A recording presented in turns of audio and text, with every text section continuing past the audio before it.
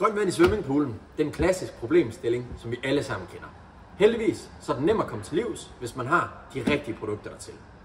Vi har lavet 4 trin, og hvis man følger de 4 trin, så kan man gå fra at have en ikke så pæn og grøn swimmingpool, som den om bag ved mig, til en rigtig flot, krystalklar og blå pool i stedet for. Alle 4 trin, dem gennemgår vi med jer nu i videoen. Så følg med og få en algefri pool. Så har vi sat os ud til den grønne swimmingpool. Poolen her, den har vi lavet stå i 3 uger, uden at gøre noget ved den, for virkelig at få den grøn og fyldt med alger. Det har vi gjort, så vi kan vise jer, hvad korrekt brug af denne form kemi kan gøre ved sådan en pool her. Trin 1. Trin 1 ud af de 4 trin, vi nævnte for jer før, det er ind- og returskyld jeres sandfilter. Det har jeg lige været inde at gøre. Jeg anbefaler altid at returskylle i cirka 3 minutter, så er man sikker på, at alger, bakterier og andet nedfald, der sidder fast derinde, er røget ud i kloakken.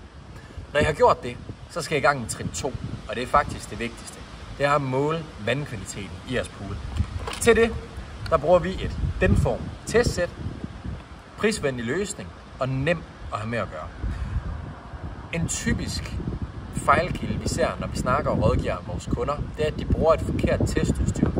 Bruger man noget testudstyr, der ikke virker specielt godt, det kan være strips eksempelvis, så er det svært at gøre det rigtigt. Fordi hvis ikke man kan se, hvad værdien egentlig er i poolen, så er det også svært at gøre noget ved den.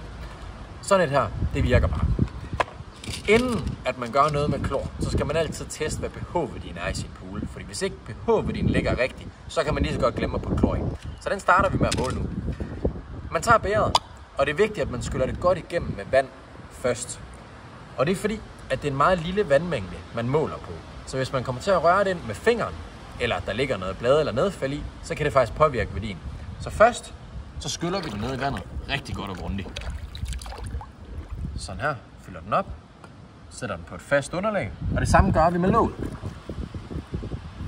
Så tager vi vores ark, hvor der står Phenol Red bagpå, for de måler nemlig pH-værdien.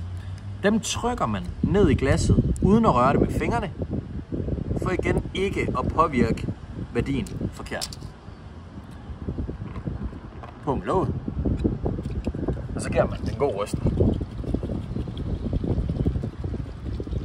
Lige små 10 sekunder, så spiller den. Og nu kan I se her, nu prøver jeg at holde den op mod min hvide polo, så jeg forhåbentlig kan fornemme farven. Den her farve, den er gul. Det vil sige, at pH-værdien den er lige under 7, og det er faktisk en rigtig god ting.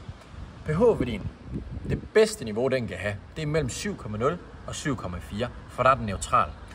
Men når man giver poolen en chokklorering, og det skal man gøre, når den er så grøn og fyldt med alger nu, så når man putter så meget klor i, så vil pH-værdien stige en smule.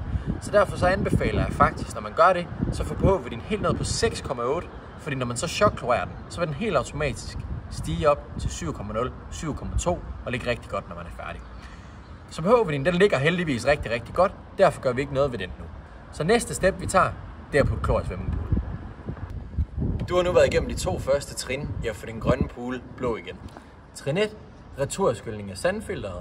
Trin 2, måling af din pH-værdi.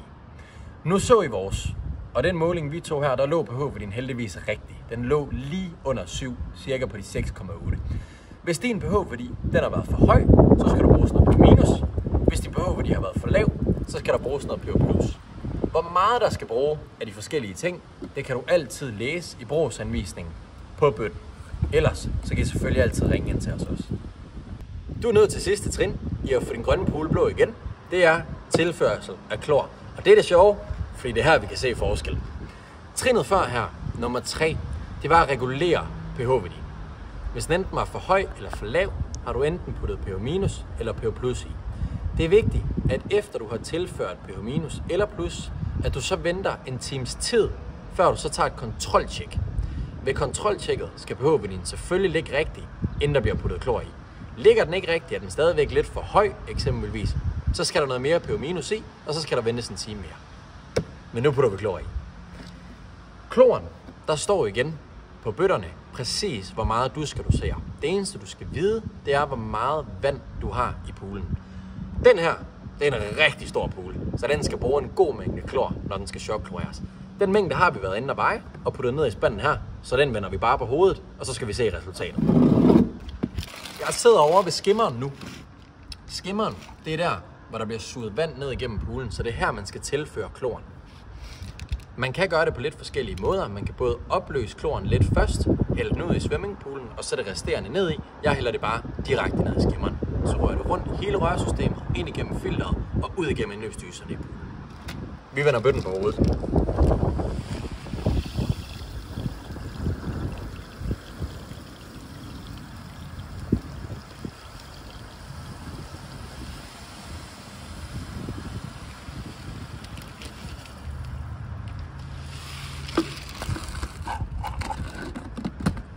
Så glæder vi os til at se, hvad der sker.